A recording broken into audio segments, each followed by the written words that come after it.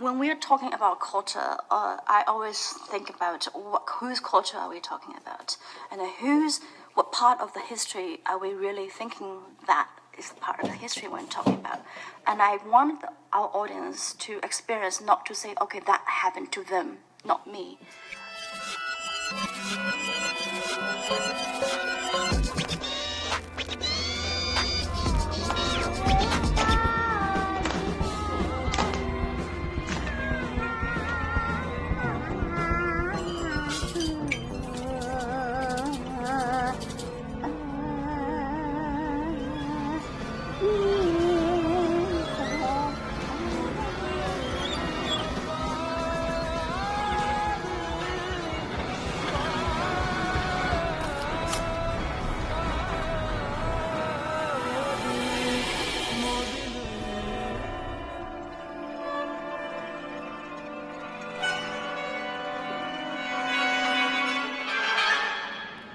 The year was, and it is 2020, the year of the existential crisis. Many of us have been brewing doubts about who we are and where we belong. Culture becomes a privilege, a mirror of values, a nexus of self and a socio-economic realization. In this time of rampant nationalism and cancel culture, current social structures highlight the divides between us all. A global pandemic, to many of us, only heightened these walls. Today, we need to rethink our gateways, our entry points to the world. Throughout this dialogue, I want to share with you more highlights from recent conversations. Each of these artists engage with the multiplicities of who they are in ways that are poignant. They lead by example in their respective communities, and their creative efforts are vital steps towards a more sustainable process. Complex question, as I'm now familiar with your standpoint and the same kind of ethos I believe that we share with this idea of tradition, and also how to reflect it with the Eurocentric audiences, or this term world or global music or whatever it may be, and how we get put into that. It's touch and go for me. There's lots of things I love about the idea of tradition. There's lots of things that I really just struggle with, and I think that's a product of being a child of immigrants and born and raised in America, losing some of the language, in that process of not being fluent in Hindi or Punjabi, but then finding music as my source of this universal language that connects back to my people. It connects to really anyone and everyone, And your parents are from the Jainism, right? You talked about a bit. Yeah, we also have that aspect as well. Aside from the immigrant thing, we're also Jains, and we're Punjabi Jains, it's very much an anomaly. Even when I meet South Asian folks here and I say I'm Jain, they presume that I'm from Gujarat or Rajasthan. Mm-hmm. Maybe some portion of the people think I'm from South India. But there was a small enclave of Jains that migrated to Punjab in like the 13th century after some invasions. I mean, this is information I found just cobbling together different resources and talking to my father about understanding our original Gotra, which is our original last name, and where we come from. But a lot of Jains migrated to Punjab and Western Punjab, specifically in Sialkot, which then was separated from partition independence of the subcontinent. And over kind of religious lines, a lot of Western folks went east and Eastern went west. And so my parents were part of that as well. But so, yeah, that definitely plays into the idea of traditions. I mean, growing up, you get inside of what the motifs are, or what the motives are, and the intention is. When you're dealing with folks really outside of South Asia, you're largely kind of having to generalize things, and yeah, I think that's where it goes back and forth of this idea of the noun and the verb, and how are we utilizing this, And I guess I say that just from the aspect of seeing how the history of jazz has evolved, something that's very, very young, really. in its art form, but how much it's developed and how much it's become a vocabulary and a mainstay within in American music. You know, it's really one of the very few American art forms, you know, that this country can claim. And there's a lot of dissection and vocabulary and involvement and history with that you can delve into. So I would imagine on the realm of, you know, talking about, you know, and I use South Asian. I primarily like using South Asian because it eradicates, or Hindustan, you know, because it eradicates the idea of colonialism and what it did to Pakistan, what it did to India, Bangladesh. While I respect and understand that those are separate countries, for my lineage, you know, my parents come from India, they come from Pakistan, they are Jains, they're Punjabi, they're everything.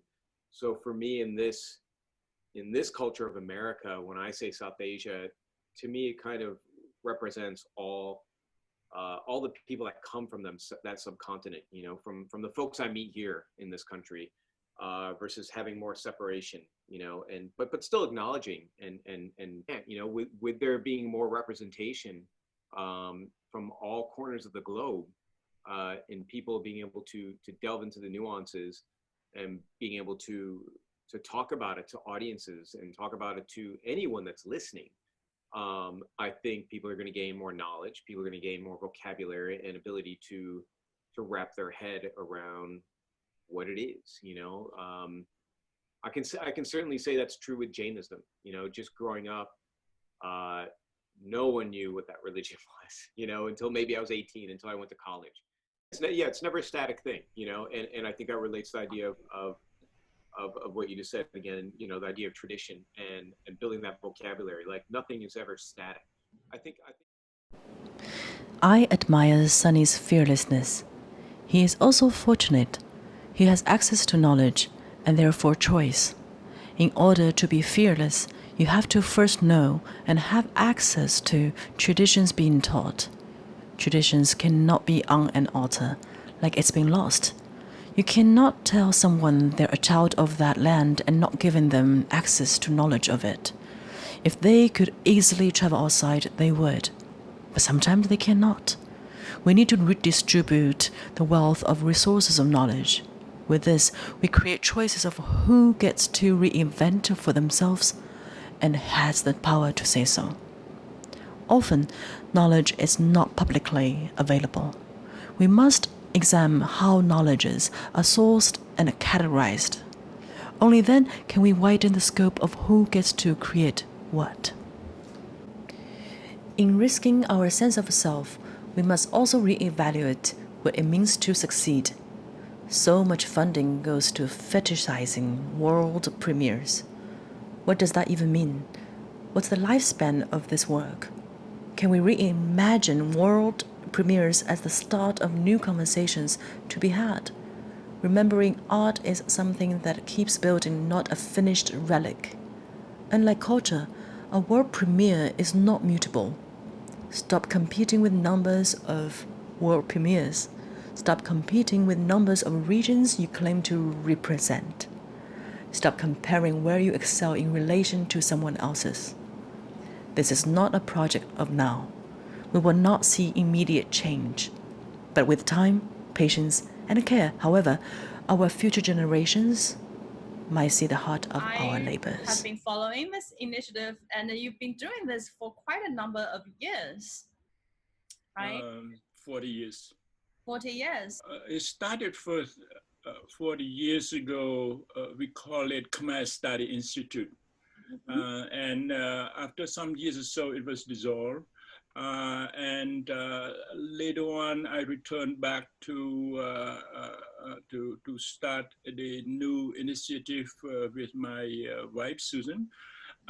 So it is called Nirmata Composers Institute. Okay, yeah. And this is in Siem Reap? No, it is wherever. Wherever, yeah. Exactly. Wherever, especially nowadays. It include one contemporary dance by a by a young man. He's an emerging choreographer and also dancer. He has been observing the workshop the past few days, and then another dance piece is for a young lady. The choreographer, I assume that's her teacher. Her teacher, Sam Satya, and that's belonged to the first workshop that has something to do with, I call it new traditional music composition. And so if you imagine the center, when the pebble, the classic pebble being launched on the lake, and so that is the core of the whatever remaining of the tradition, and in this case is music. And so the first workshop really designed to not, this is what I explained to the student, is it just like after you get married and you prefer to stay maybe just 10 kilometers or 10 kilometers from your village. You don't want to go like 1,000 kilometers. No. And it's their choices. They have leverage. Right. You know, they have leverage. But here I call it global contemporary music composition. It's a workshop too. This one, unlike the first one, it's more it's center it's center on the folk culture. So the musician are folk musician, and that one is really interesting. We see the field of music composition as a missing link. If we compare to other fields in the performing arts, for example, theater, even cinema, circus, dance drama, and all that, they have been flourishing, yes. Creating new art forms. And the music, you know, almost zero. Okay, for example, one of my competitors argued that the reason the reason that they're not composing new work because the genocide. I said that's not true. When I was there before the genocide, you guys didn't compose anything. And then someone argued in a different take, saying that when he performed in a traditional music, he is actually composing. I said, no, you are elaborating. Mm-hmm. Okay, you are being creative, but you are elaborating. The structure of your board is still the same. When I see that, my wife and I decided that we should do something about that, and that's why we create Nimita Composer Institute. Mainly, a couple of things here. Mainly, we train the next generation of composer in both discipline. One is in Western type of tendency, like string quartet or whatever, and this summer we decided to sort of center on the training on their own tradition, okay, such as the court music. That's the first workshop for dance, and then the second one is the folk music. Yeah. Another thing that I should say, that in general we have been welcoming young composers from, let's say, from Vietnam, Laos, Myanmar, Thailand, the Philippines, including, but each time there always a few Cambodian kids. Sort of mingle with that. The reason that I want to start it simultaneously this way simultaneously this way is to introduce them to the region of Southeast Asia at large.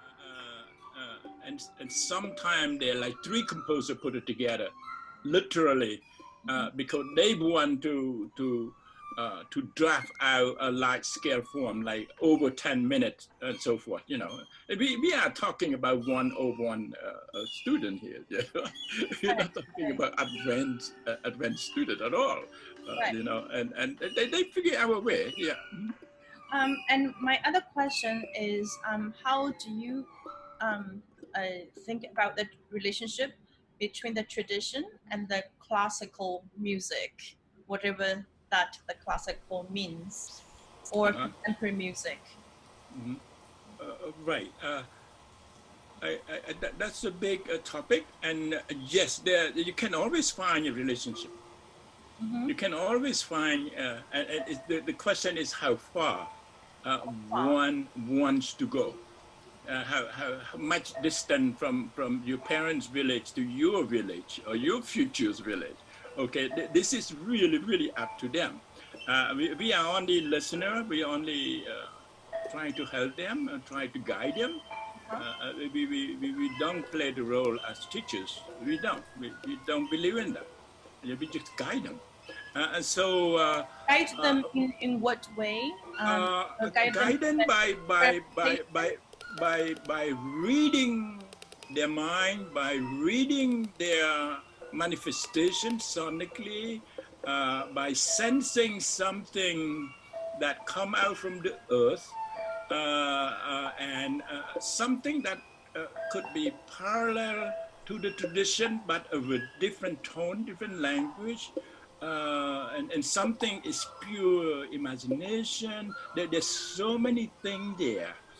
So in other words, it's better not to have a set of rule, a tool to put it on the table. Okay, I have to mingle it with finesse, with understanding, sensing, more patient, and so forth. Yeah, and they are some of them are really fast.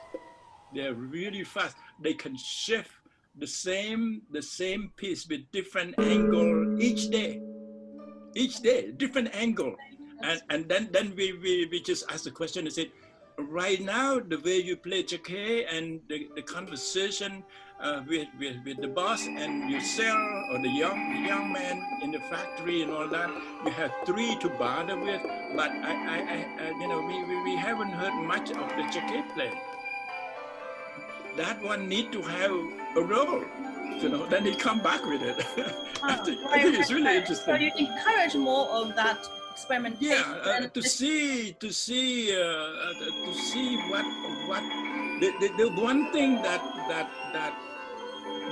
anywhere I believe that we cannot we can talk about the dose, the what's missing, what is so much and so forth, but we cannot draw a line and say, hey, you know, this is such a degree and so forth, and you should exercise. Okay, I think that's why I use the term to guide instead of to teach. To teach is mean you teaching perhaps model, or you by a school of thought, or you're teaching your own school of thought. And I think, to me, in a way, it is a cultural suicidal. You don't give the freedom of the artist to, and you don't work hard enough to read their mind, read their heart, and know where they are, where they're coming from, and so forth. You see, and that is to me is essential in such in a way when you are dealing with the genocide that costs millions of lives and so forth, and after that they haven't fully recovered in the psychological way, you know, their mental state and so forth, and you have to take all of these things into consideration. Yeah. That was so beautifully put, especially the cultural suicide. I'm having goosebumps just hearing that. And have you encountered the resistance when you are guiding those? Yeah, during in the region up north, there was some resistance. Okay, there was a clear split between traditionalists and the explorer. Okay, and so that's really hard for me. Simply, it go against a given situation that we work together and so forth as collaborators, and but I was pretty patient. I had to figure out a way to bounce back by giving the same exercise to everyone the next morning and see what they come up with. And they came up with 0. And so it means like they had to follow me now. One-man show. I think, and he does not realize that he's already overlapped and even almost heavily like a Western composer already. He has no clue whatsoever, except we who had training from the West know it. And he never heard this thing at all. Now, how can a remote performing artist find the common ground with the West without the knowledge, without training, and so forth? And I think this might be an interesting idea to further observe. And that they just had to grab on any piece of wood when you are in the river, and it is understandable. But this has been going for too long. And we all know, that's how I keep telling some of my artist friends, I said that you and sister compose all the time, create a new art form all the time. Okay, and without that, you don't have a sonic interpretation of what a given culture is all about. Okay, when you don't have that,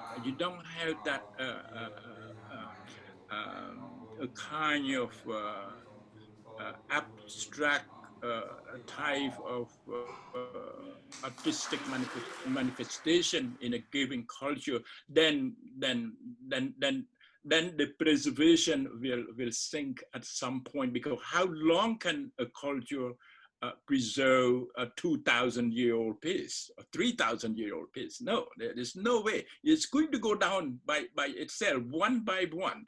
That's why the new offshoot from the main central tradition, whatever it might be, need to move on, need to create more pieces. We need to invest in new ideas in a way that frees them from a limiting system.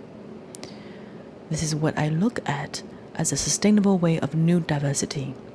Instead of commissioning a work or an artist, what if we invest funding resources for collective idea brewing?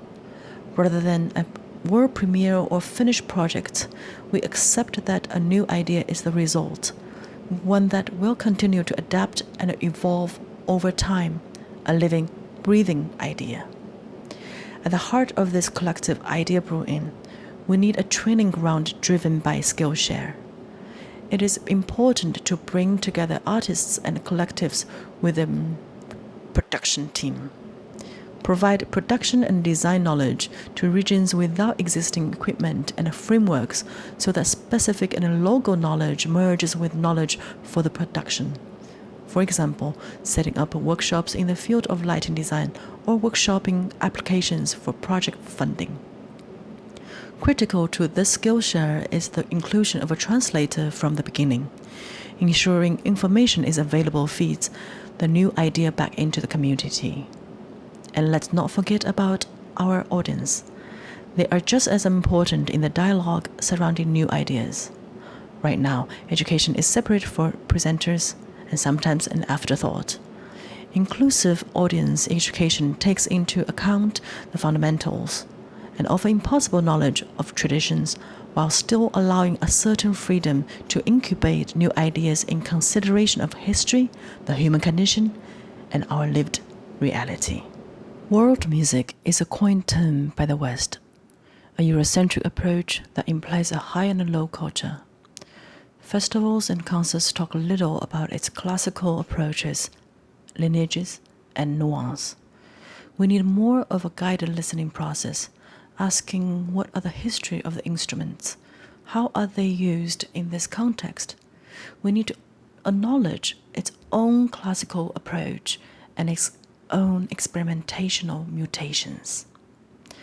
Always family concerts and late or early night, not prime time, they feel like they are being represented but becomes only a feel-good experience. It's not that people don't know how to learn, it's about how to set up a conversation. It's really kind of opening up those pathways. Right. That's how it happens. I don't think from the individual, I think it's about solidarity anyway. It's great that we're chatting, Absolutely. This is really, really important, is how collectively we can, shift things. Is that nothing changes unless you change the narrative, the kind of underlying story. Because I think stories are so powerful. The story you tell creates your world, right? Right. and allows you to see and think and imagine, certain conditions and possibilities. And so one thing I really see, because there are plenty of, sort of schemes, that are set up to help people of color or women composers or, whatever kind of so-called marginal group there might be. Part of it is actually just having enough time, because you can't know everything straight away.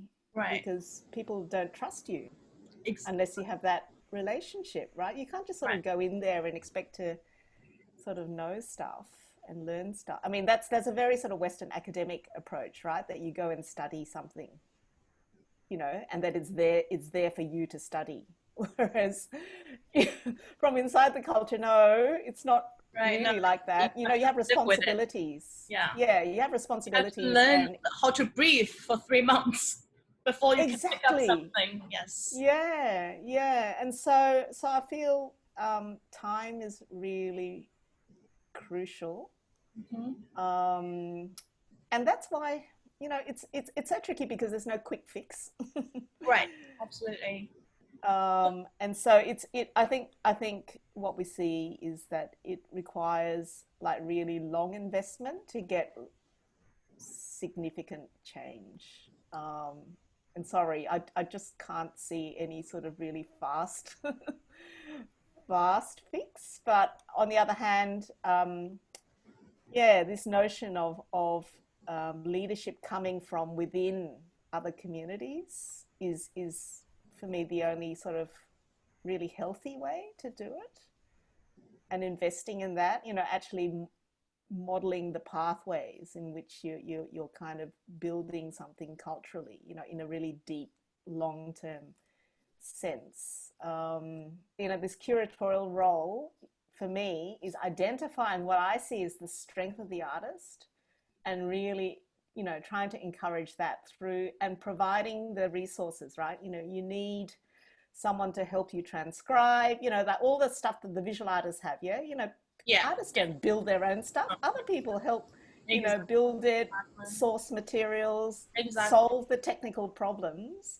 And I think this kind of approach is what's needed if you want to engage artists who haven't had those privileged pathways where they've already learned blah, blah, blah. And I think that in music, this is actually what we should actually champion is instead of saying that, artist director needs to do all that, right? But actually say we need to set up a roster of mentorship that can address all those, and we actually have the funding to give the mentorship, right? So it's a very healthy mentorship program, or we maybe don't say that word as mentorship, but collaborator, that kind of, you know, ideas that how, or just, you need someone to be inside of that cultural dialogue. And then you also need, you know, a pathway to open up that, right? Because this is what your role is with the festivals you're engaging, or the performance that you're engaging. I think that's important, modeling of the pathway, you know, because if you've really grown up in a privileged way where you had your music lessons and you did all the theory and all the exam, you know, all those sort of grades that, you know, kids from middle class families do. And then after that, you go to the summer camp, and then from there you pick up, you know, mentorship. So, you know, all of that's already a pathway. So you have to model that kind of thing for people who haven't had the money, right? It's not like the path. It's not like the model doesn't exist. It does exist. It's the model. That's how, you know, people from privileged families get into conservatoria and, you know, progress and whatever. So it's finding, like, recognizing that and not expecting someone who doesn't have the background just to go straight in and be able to succeed. They're, you know, that's a failure, and then it's their fault. Again, it's like the person is the problem, it's their fault. So it's just kind of accepting that that you actually have to build the invisible model, you know, that is operating to support these other people if you really want them in that space. You know, you can't just say, okay, here's this person who's never in orchestral work, I'm gonna change my programming by commissioning them. That's not going to work. They absolutely need that mentoring and the modeling and all that support to make it happen. I think later. That translator is the metaphorically translator.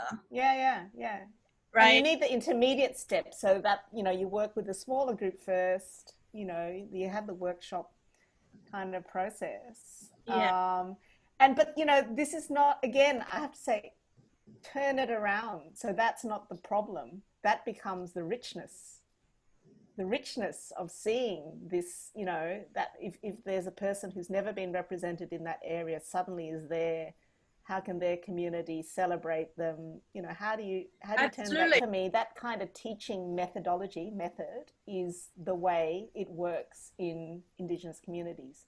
You make people feel something and then they understand, instead of this intellectual route where you explain something and I'm having goosebumps. You have to integrate it and then you perform something. It's the other way around. It's like immediately gut reaction, you feel something, and then it's and you can empathy. You know, you can empathy. Oh, you are all of a sudden could be that, because when you are removed, you don't feel. You know, you think it's always. But for me, that's what it is. It is this basic shift. It's not an intellectual thing. It's like knowing from the inside. It's knowing through experience. You know what the life is of other people, and just how powerful that can be. Thinking about is, you know, how to stretch out, you know, the open up and stretch out the process and make that more available. And by doing that, that invites, you know, different kinds of people in. They can inhabit this more stretched out space. Exactly. Whereas Thinking about a better digital future can only be informed by our learnings from the past and made even stronger with tools of today and tomorrow. Music is a byproduct of the land, the dialect, and the landscape. If you take the landscape out, the distance, the weather, the food, it's dry, it's like a vacuum. With this in mind, we can then understand the instruments and voices as stories of human migration. Can we imagine a web resource to trace these stories and ground them? One that fully explores these practices as their heritages as well as their evolution. Because of COVID, this is a great time to rethink how users explore knowledge on the internet. How can we deepen conversations with a wider reach, from Berlin to the artists in the places where these instruments and voices practices are from or have passed through. Again, to do this, we must examine how knowledges are sourced and categorized, how this determines who has access to this knowledge. Through this, we can secure the future of disappearing oral traditions and activate the current stories. That facilitators, let's say curators or programmers or other artists, should make the space for an artist to be able to transform, to change. On the other hand, I might have a different identity as a teacher or as a mentor to other Native students, or for yourself with, let's say Chinese American students who are, trying to find their place in the world, or immigrant students, is that I think they do need some handles to say, oh, this is a person who's come before me who understood how to navigate this. In those situations, I give more away, or I'm more open about maybe where I'm coming from or who I think I am, and so that's important too, because I can't be that same person to people who are trying to learn. And what the project is myself going to different reservation schools, the Navajo Reservation, where I'm from, also the Hopi Reservation, which is also in northern Arizona, and previously also we were working with the Salt River Pima community, which is near Phoenix. And I go to a high school for a week and recruit some young composers, maybe up to 10 at each school, and give them the assignment of writing a 3-minute piece for string quartet. And so half of these schools, they have music programs. And the reason they have music programs is usually because they have a really good football team or sports team. So they need a marching. Right. And other schools, they don't have any arts funding. They don't have any, they just have very few classes. And some of these schools are very rural. Some of the students don't have electricity in their homes or running water. So you have a full, different spectrum of conditions of where these students are coming from. And so, giving them the task of writing in Western notation, for me, I approach it like they're learning another language that they're going to have to relay on to a group of professional musicians who only read that language or who are most versed in that language. One thing that's evolved out of this program is a very wide interpretation of vibrato. So I think that's a cultural thing that has come out in which the students are trying to replicate the voice. So I let them know that the string players are going to automatically add vibrato into the work, but that a lot of times we have a student say, well, I wanted a very wide vibrato or a very slow vibrato or a very fast vibrato. So a lot of times we have students really use that technique to get across a certain sound that they want, almost like like you would hear in a voice or a Navajo singing or Hopi singing, where you have this this vibrato that might begin one way and end in another way. That's the biggest thing I can teach these students, is that, it's a language. You can learn this language. You can understand these instruments, which are beautiful instruments.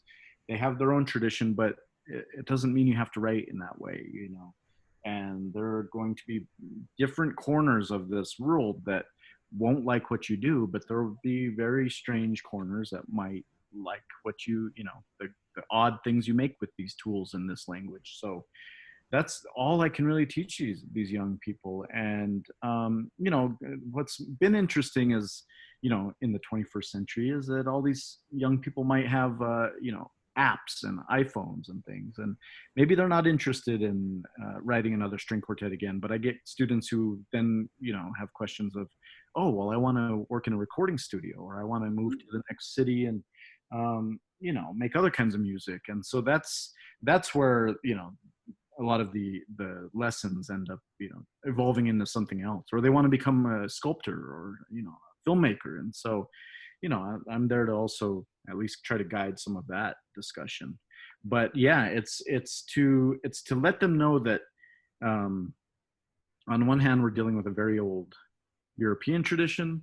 On the other hand, that's just one way to get into some kind of door that goes somewhere else. I think first, one should research that person's work, and it's not a big problem right now, but find out, of course, what tribe this person is from, where they come from.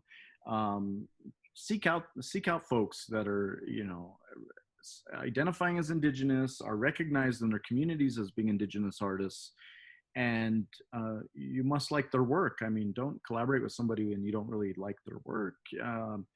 And then just now we can, Zoom each other up, it seems like, and take the discussion further. But of course, they should be equal collaborations. If you're seeking a film score or something and you need a very particular flute and drum kind of thing, yeah, sure, that's some other kind of paid gig. But if you're talking about an art collaboration, I think should be a very equitable situation, and a very self-determined situation between those involved about what it's going to be.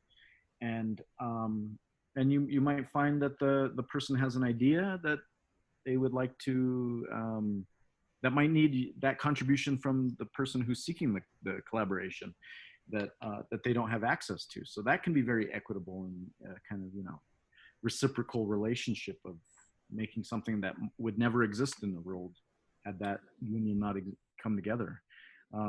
Other than that, there's no excuse for not really researching somebody's work right now. I think it goes back to what I was saying earlier, is that not just making a concert of identity.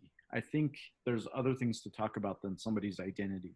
There could be shared experiences. There could be shared ancestral experiences. There could be, worldview. I think there's a lot of overlap in worldview, cultural worldview or contemporary worldview. And I think it definitely requires some meetings with somebody, time permitting, just to see, what do you think of this? What do you think? And being very open-minded if somebody might have issue with, let's say, a title or something. There's a lot of tropes. I mean, nobody should be making concerts that say decolonize this, or, that's overused right now. So decolonization, all these things, without really seeking what that might mean to somebody. But I think there's a lot of these kinds of tropes that are happening. What that might mean to you, decolonization? I just feel like it's an overused kind of saying, in exhibition titles, or there's been a couple concerts or conferences where it's, it's talking about that, but it's there's so much more to talk about. I mean, there's so much more to go deeper into than just decolonizing the institution. As Raven mentioned, dialogue with artists is key. In these same breaths, we often talk in terms of reconciliation. Like Tug and Young mentioned in their article, to reconcile is to rescue a settler's future. Asking what will decolonization look like? What are the consequences? We cannot continue to reconcile and center reconciliation within our dialogues. Rather, we must acknowledge that the expected results cannot be dictated within a singular framework. Unless we are fluid in our approach, we in fact keep these colonial structures we aim to dismantle. Dictating results is patriarchal in itself. We cannot always react to a situation. We must be proactive in ideating and accommodating fluidity. And during this process, accidents are okay. They will happen on this ongoing process. Someone's accident could just be a way of experimenting, while these accidents or unruliness could be someone else's survival skills, perhaps even their only modes of living. Those of us presenting the work of others must be nimble in a way that gives agency to artists. As such, it is imperative we invite this unknowing into process of creation. We are all aware of the cyclic process, but how do we reimagine a future always informed by the time you're given, by the evolving cultures that you are encountering and living in? We must reimagine this as a spiral, with a trajectory leaving the core, yet anchored with a continuous, thorough research. we must also remember that experimentation is contextual, and it is essential to think about this on a local scale.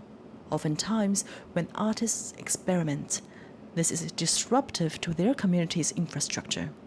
When you are being shunned by the old guard, and when man-made geographic borders are the limitations of your world. We must meet and listen to these people where and how they are. This is a two-way street.